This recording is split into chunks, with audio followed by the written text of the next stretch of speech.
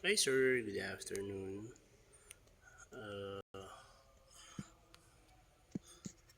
Yan, so screen recording lang to sir. Ayan, so ito yung mga nasira na part. Ayan. So, ano yung unit nyo? Power on natin. Hindi lang tayo makapag-gather ng GPS dito since nasa lab tayo ng building. Hindi tayo makapagpalipad sa labas. Because we're in the fly zone area.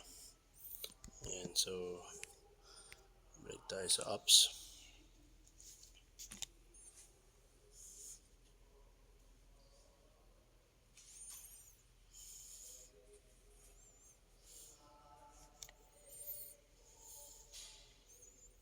Ayan.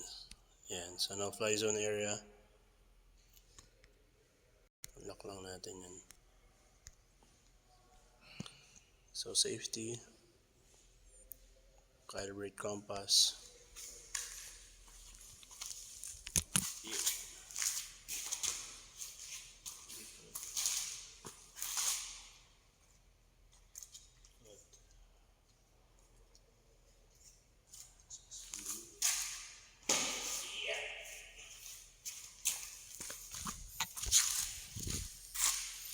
So no error. Okay. Then controls. Stick mode 2. Yeah.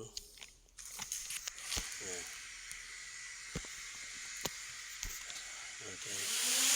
Natin iangat. Attitude mode. Fly with caution. So camera muna tayo bago ko pakita yung mismong unit na lumilipad. Camera up and down. Ayan. 90 degrees. And 0 degrees. Ayan. And so forward. Ayan. So forward, backward, to the right or to the left. Ayan. So back to camera tayo. Nakita ko sir yung unit. Ayan, lumilipad siya.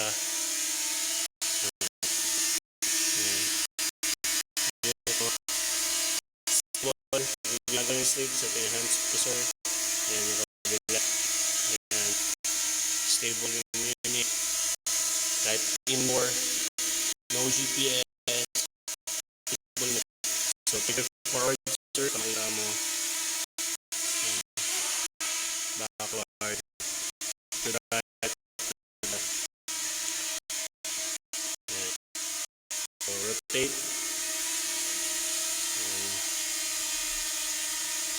Stable na stable yung unit. Rotate to the right.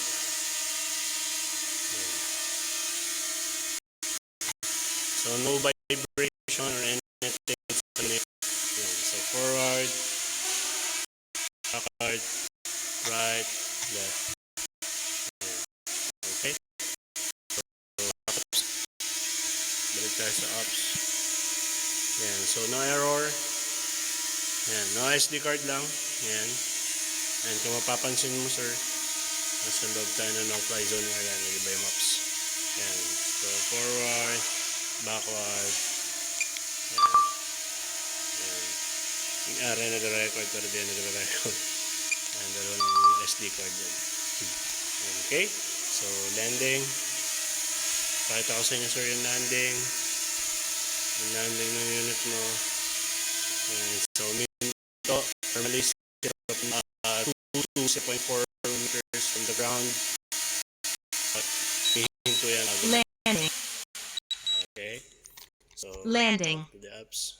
Yeah. So an SD card. Okay. Good.